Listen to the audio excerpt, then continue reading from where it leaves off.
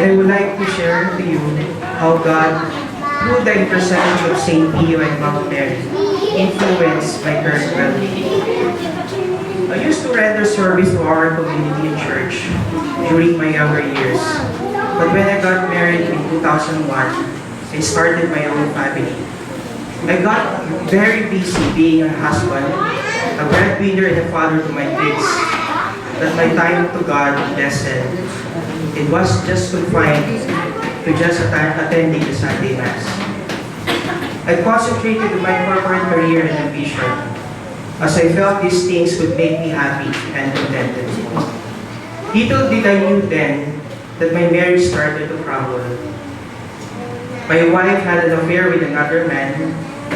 Though I have forgiven her, the incident affected our relationship.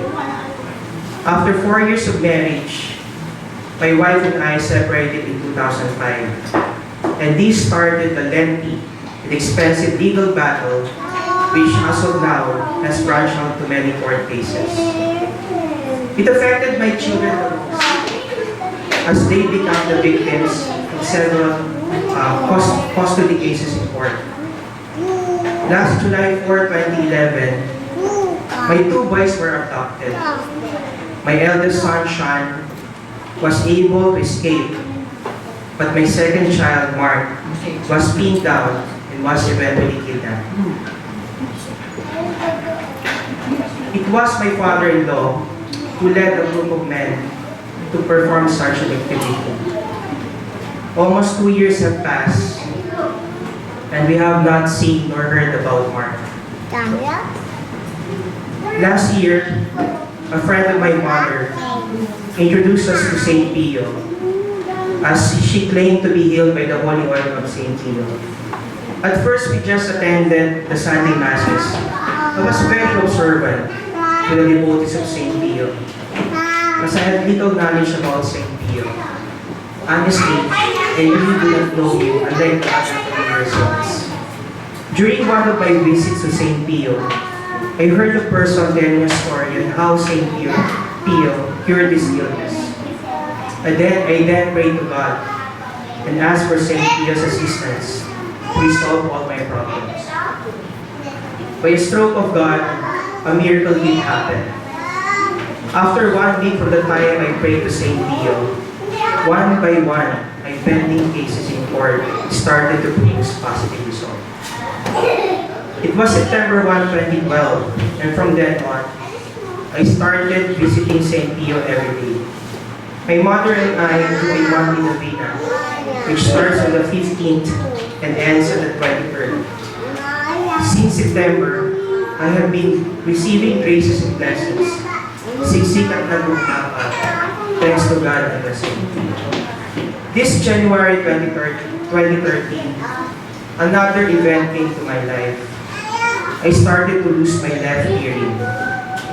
As advised by my ENT doctor, I have an impacted cerebellum. Worse, I've already used several medicines, but it did not be cured. I have 2 doctors checking my ear. Both of them are having problems removing the foreign object from my ear. The left side of my face was in pain, and I could not eat well. I was even rushed to medical city, as the pain was very heavy. I visited St. Pio with my mother. It was February 4 or 5, I think at that time. And a voice instructed me to approach a person. And later on, I found out it was Brother Rodriguez. Brother Rodriguez gave me a bottle of holy oil, and I started using it on my left ear. After 2 weeks, my hearing started to come back little by little.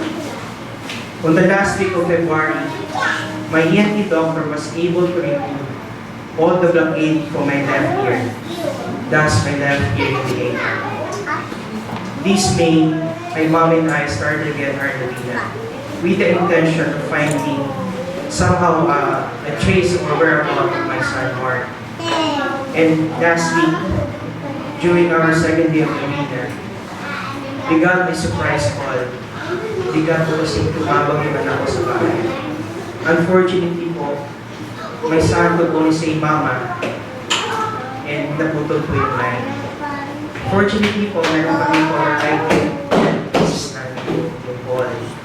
After an hour, tinawagan po ng mother ko yung new number. And it was again my son's work. But eventually, parang may kumuha daw ng phone na wala ko yung time. Now I'm asking for prayers and also again I'm praying to Saint Leo that more or less po sana kapiling ko na yung anak ko. Miracles are true and every day God performs countless miracles to each one of us. Thank you very much.